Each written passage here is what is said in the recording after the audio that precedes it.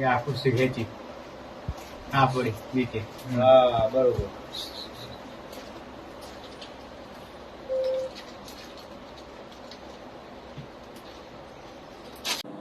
ધારાસભ્ય શ્રી જિજ્ઞેશભાઈના પ્રેસ કોન્ફરન્સમાં જે બનાવ બન્યો એની અંદર જે અમારા આઈબીના પોલીસ કર્મચારી બેન હતા એ પોતે પોતાનું કાર્ય એનું સરકારી ફરજમાં હતા. આ દરમિયાન એક જે હરેશ શિવજીભાઈ આહિર કરીને છે, જે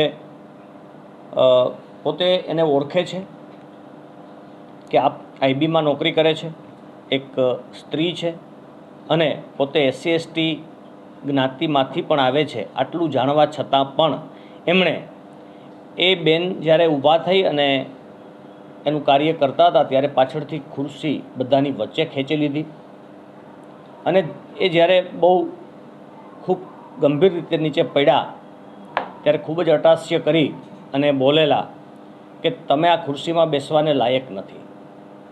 એટલે એ જે અમારા પોલીસ કર્મચારી દીકરી છે એને ખૂબ જ અત્યારે આઘાતના સદમામાં છે, પોતે ડિપ્રેશનમાં પણ આવી ગયા છે.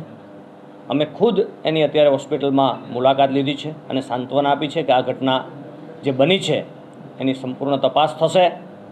એ અનુસંધાને ગુનો પણ અત્યારે દાખલ આપણે કરી દીધો છે. જે ગુનો નવા કાયદા ભારતીય ન્યાય સંહિતાના કલમ 121(1), 221, 133 અને એટ્રોસિટી એક્ટ મુજબ આ ગુનો દાખલ કર્યો છે. આ ઉપરાંત પોતે ચાલુ ફરજમાં ઘટના બની છે. એને પોતાને કમર અને કરોડરજ્જુમાં પણ ગંભીર ઇજાઓ થઈ છે. એ માટે એક ફરજના રૂકાવટનો કાયદો જે છે એ કલમ પણ એમાં કાયદામાં લગાડેલી છે.